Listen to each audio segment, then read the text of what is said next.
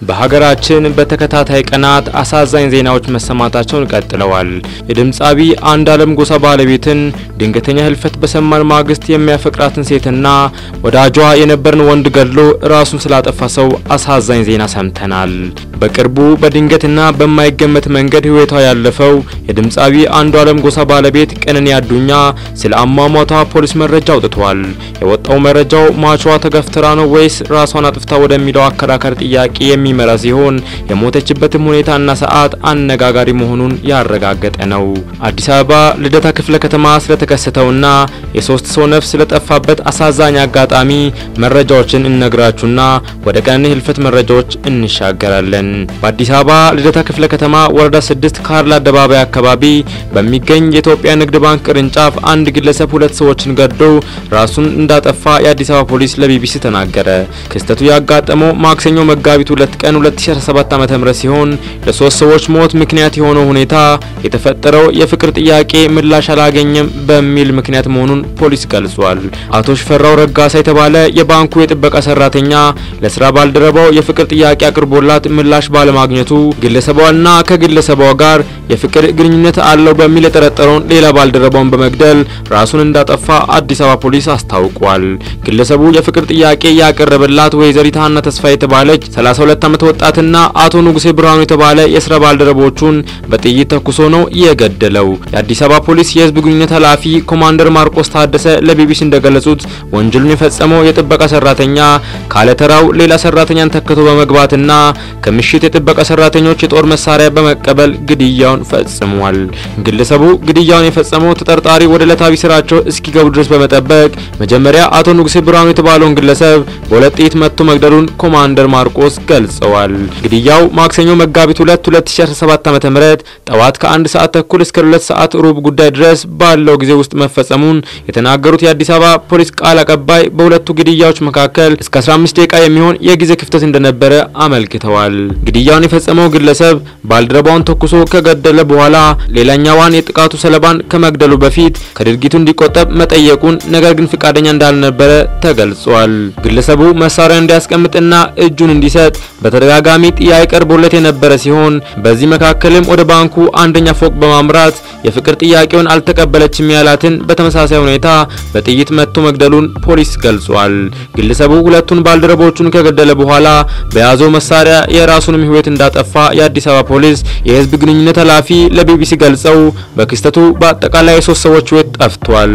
ሁለቱ ማቾች ወይዘሪት ሀና ተስፋይና አቶ ንጉሴ ብርሃኑ የፍቅር ግንኙነት እንደነበራቸው የሚጠቁሙ ፎቶግራፎች መገኘታቸውን የጠቆሙት ኃላፊው ፖሊስ በምርመራው ስለ ግንኙነታቸው እንደሚያጣራ ገልጸዋል። ከዚሁ ክስተት ጋር በተያያዘ ፖሊስ እያካሄደ ያለውን የምርመራ ሂደት እንደሚቀጥል አስታውቋል። ቢቢሲ ስለ ግድያው ተጨማሪ መረጃ ለማግኘት የኢትዮጵያ ንግድ ባንክ ኃላፊዎችን ለማነጋገር ያደረገው ጥረት እንዳልተሳካለት ጨምሮ ዘግቧል። ወደ ሁለተኛው የወንጀል መረጃ ስንሻገር በሟች ወይዘሮ ቀነኒ አዱኛ ዋቆ አሟሟት ዙሪያ ምርመራ እያጣራ መሆኑን የአዲስ አበባ ፖሊስ አስታውቋል። ለሚኩራ ክፍለ ከተማ ወረዳ 3 ልዩ ቦታ ሰንሻን ቤቶች ፊት ለፊት ከሚገኘው ውዳሴ ህንጻ ላይ ነዋሪ የነበረችው ሟች ወይዘሮ ቀነኒ አዱኛ ዋቆ መጋቢት 1 ቀን 2017 ዓ.ም ከሌሊቱ 10 ሰዓት አካባቢ ከቤቷ የማብሰያ ክፍል በኩል ካለው በረንዳ 5ኛ ፎቅ ላይ ለጊዜው ምክንያቱ ባልታወቀ ሁኔታ ወድቃ ለሕክምና እርዳታ ወደ ያኔት ሆስፒታል እየተወሰደች ባለበት ወቅት ህይወቷ አልፏል። አዲስ አበባ ፖሊስ መረጃው ከደረሰው በኋላ የምርመራ ቡድን በማዋቀርና ቦታው ድረስ በመሄድ ተገቢውን የቴክኒክና የታክቲክ መረጃዎችን ያሰባሰበ ሲሆን የሟችንም አስክሬን ወደ ዳግማዊ ሚኒሊክ ሆስፒታል ለተጨማሪ ለምርመራ እንዲሄድም አድርጓል። ሟች ወይዘሮ ቀነኒ አዱኛ በወቅቱ ከበረንዳ ላይ በወደቀችበት ሰዓት ፖሊስ በቤት ውስጥ የነበረውን ባለቤቷን ድምጻዊ አንዱዓለም ጎሳን በቁጥጥር ስር በማዋልም ምርመራ ያጣራ ሲሆን በቀጣይ የመጨረሻውን የምርመራ ውጤትም ለህዝብ ይፋ እንደሚያደርግ ያስታወቀ በተለያዩ ማህበራዊ ድረገጾች ላይ ከፖሊስ የወንጀል ምርመራ ውጤት በፊት የሚናፈሱ መረጃዎች ተገቢነት የሌላቸው ከመሆኑ ባሻገር በምርመራ ሂደቱ ላይ የሚያሳድሩን አሉታዊ ተጽዕኖ በመገንዘብ የተሳሳተ መረጃ የሚያስተላልፉና የሚያሰራጩ ግለሰቦች ከድርጊታቸው እንዲቆጠቡ የአዲስ አበባ ፖሊስ አሳስቧል። ከወንጀል መረጃዎች ሳንርቅ በዚሁ ቀን የተፈጸመ ሌላ አሳዛኝ መረጃ እንንገራችሁ። በአማራ ክልል ደቡብ ወሎ ዞን የወረባቦ ወረዳ ዋና አስተዳዳሪ አቶ ፈንታው ከበደ የወረዳው ፖሊስ ጽፈት ቤት ኃላፊ ኢንስፔክተር አዲስ ዘመን ፍሳሐና ይጓዙበት የነበረው ተሽከርካሪ ሾፌር አቶ ከበደ እንድሪስ ማክሰኞ መጋቢት 2 ቀን 2017 ዓ.ም በታጠቁ ኃይሎች በተፈጸመባቸው ጥቃት መገደላቸውን የደቡብ ወሎ ዞን ገለጸ። ስለተፈጸመው ጥቃት ጥያቄ የቀረበላቸው የደቡብ ወሎ ዞን ዋና አስተዳዳሪ አቶ አሊ መኮንን በሰጡት ምላሽ በጥቃቱ 2 የወረዳው ከፍተኛ ኃላፊዎችና ሹፌሩ መገደላቸውን አረጋግጠዋል። የሶስቱ ሰዎች ስርዓተ ቀብርም በወረዳው ቢስቲማ ከተማ ማክሰኞ ዕለት መፈጸሙን አቶ አሊ ገልጸዋል። የወረባቦ ወረዳ አስተዳደር መጋቢት 2 ቀን 2017 ዓ.ም በፌስቡክ ገጹ ባወጣው የሐዘን መግለጫ ድርጊቱን የፈጸሙት የታጠቁ ጽንፈኛ ኃይሎች ናቸው ብለዋል።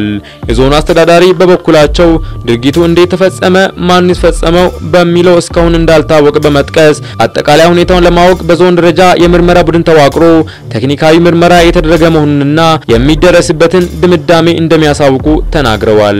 በደረሰው ጥቃት ሐዘኑን የገለጸው የወረባቦ ወረዳ አስተዳደር እነዚህ ጽንፈኛ ኃይሎች በሐሳብ ትግል ማሸነፍ ያልቻሉትን በጠመንጃ ለማስፈጸም ህዝቡን ለማገልገል ደፋ ቀና ሲሉ ነበሩና አሁንም ህዝብን ለማገልገል በጉዞ ላይ ያሉ የወረዳ አመራሮችና ባለሙያ መንገድ ላይ እየጠበቁ ጥቃት በማድረስና በመግደል አላማቸውን ለማሳካት እየጣሩ ይገኛሉ ብለዋል።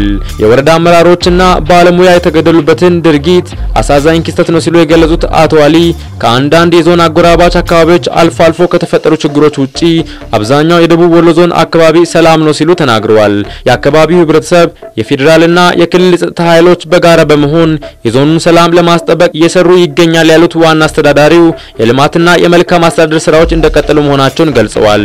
በመጨረሻም በሀገራችን በተደጋጋሚ እየደረሰ ስላለ የታጣቂዎች ጥቃት አንድ መረጃ ደርሰናችሁ የዕለት መረጃዎቻችንን እናጠናቅቅ። ከኦሮሚያ ክልል ምዕራብ ጉጂ ዞን የሚነሱ ታጣቂዎች በደቡብ ኢትዮጵያ ክልል ኮሬ ዞን የተለያዩ አካባቢዎች የሚፈጽሙ ጥቃት እየተባባሰ በመምጣቱ የፌዴራል መንግስት ዘላቂ መፍትሄ ሊያበጅለት እንደሚገባ የአካባቢው ነዋሪዎች ገለጹ። ታጣቂዎቹ ከ2009 ዓ.ም ጀምሮ የሚፈጽሙት ጥቃት ትኩረት ሳይሰጠው ተባብሶ ቀጥሏል ሲሉ ነዋሪዎቹ አመልክተዋል። በዞኑ ጎርካ ወረዳ ጄሎ ቀበሌ የካቲት 29ና 30 ቀን 2017 ዓ.ም ከኦሮሚያ ክልል ምዕራብ ጉጂ ዞን ገላና ወረዳ የተነሱ ታጣቂዎች ባደረሱ ጥቃት 2 ሰዎች መገደላቸውን ነዋሪዎች ተናግረዋል። ነዋሪነታቸውን በኮሬ ዞን ጎርካ ወረዳ ጄሎ ቀበሌ የነበሩት አርሶ አደር ሽኩር የሱፍና ወጣት ቡጢሳ ጉይባ በታጠቁ አካላት መገደላቸውን ለደህንነታቸው ሲባል ስማቸው እንዳይጠቀስ የፈለጉ የአካባቢው ነዋሪዎች ለሪፖርተር ገልጸዋል። አርሶ አደር ሽኩር የካቲት 29 ቀን 2017 ዓ.ም በሚኖርበት የጄሎ ቀበሌ ከብቶቹን ውሃ በማጠጣት ላይ ሳለ ከምዕራብ ጉጂ ዞን ገላና ወረዳ ዘልቀው የገቡ ታጣቂዎች ጥቃት እንደፈጸሙበት ነዋሪዎች አስረድተዋል።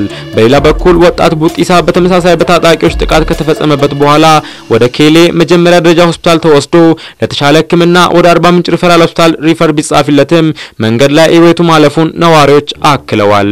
በተደጋጋሚ እየተፈጸመ ያለውን ጥቃት የሚያስቆም ኃይል ባለመኖሩ የአካባቢው ህዝብ ስጋት ላይ ወድቋል ሲሉም ነዋሪዎች ገልጸዋል።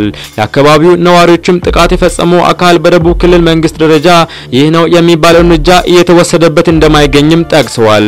ሆኖም የፌዴራል መንግስት ለፖለቲካ ሽፋን ብቻ ሳይሆን ትክክለኛና ህጋዊ መሰረት ያለው እርምጃ ወስዶ የህዝቡን ጩኸት ሊያስቆም ይገባል ሲሉ በአጽንኦት ጠይቀዋል። እንዲሁም በአካባቢው ማህበረሰብ መካከል የህዝብ ለህዝብ ውይይት በማድረግ ችግሩን በዘላቂነት እንዲፈታ ማስቻል እንደሚገባም ነዋሪዎቹ አሳስበዋል። ከምዕራብ ጉጂ ዞን በሚንቀሳቀሱ ታጣቂዎች በሚፈጸም ጥቃት ምክንያት ከመኖሪያቸውና ከማሳቸው የተፈናቀሉ የጄሎና የዶርባዴ ቀበሌ ነዋሪዎች በአጎራባች ቀበሌዎች ውስጥ ባሉ ከላስቲክ በተሰሩ መጠለያዎች እንዳሉ የአካባቢው ነዋሪዎች ጠቅሰዋል። የእርሻ ማሳቸው በታጣቂዎቹ የተቃጠለባቸው የአካባቢው ነዋሪዎች እንጨት እየለቀሙና መንገድ ላይ አውጥተው እየሸጡ ዕለታዊ ጉርሻ ለማግኘት እንዲገደዱ እንዳደረጋቸው አክለዋል። እንዲህም ሆኖ የታጣቂዎቹ ኢላማ በመሆን እየተገደሉ መሆናቸውን አስረድተዋል። ከዚህ አልፎ ከሐምሌ ወር 2009 ዓ.ም ጀምሮ የኮሬ ዞን ዋናው የንግድና የህዝብ ትራንስፖርት መስመር የሆነው የኬሌቶሬ ጨሌለቂቱ ዲላ መንገድ በአግባቡ አገልግሎት እየሰጠ ስላልሆነ በማህበራዊ በኢኮኖሚያዊና በሌሎች እንቅስቃሴዎች ላይ ተግዳሮት ተፈጥሯል ሲሉ ነዋሪዎች ተናግረዋል። ሪፖርተር ስለ ጉዳዩ የጠየቃቸው የኮሬ ዞን ዋና አስተዳዳሪ አቶ ታረቀኝ በቀለ አርሶ አደሮች ኦነግ ሸኔ ሲሉ በጠሯቸው የኦሮሞ ነጻነት ሰራዊት ታጣቂዎች መገደላቸውን ተናግረዋል።